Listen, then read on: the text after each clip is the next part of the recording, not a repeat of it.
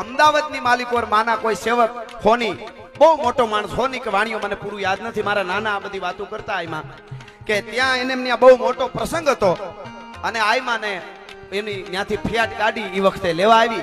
માં ન્યા ગયા અને ન્યા રાતે વાળું પાણી કર્યા પછી માં બરોબર આમ આરામ કરવા હજી જાય એની પેલા કઈક યાદ આવી ગયું માને અને કીધું કે અત્યારે ગાડી કાઢો ને મને મૂકી જાઓ.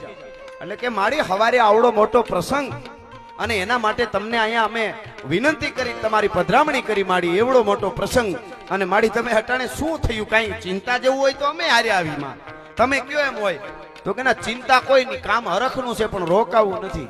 એટલે પછી તો માના તો સેવક એ કઈ બહુ પ્રશ્ન ન કરે, માડીને મૂકવા પોતે એને ત્યાં પ્રસંગ હતો એ મૂકીને હેઠ અહીંયા આવ્યો હારો હાર. અહીંયા હવારના પોરમાં આ કણેરી ગામના દેવી પૂજકની બે દીકરીઓ કાયમ માને દાતણ આપી જતી, એના લગ્ન હતા અને 1 મહિના પહેલા એ દીકરીઓ કહી ગયેલી માડી મારા લગ્નમાં હાજર રહેજો. આને હોનબાઈ કહેવાય.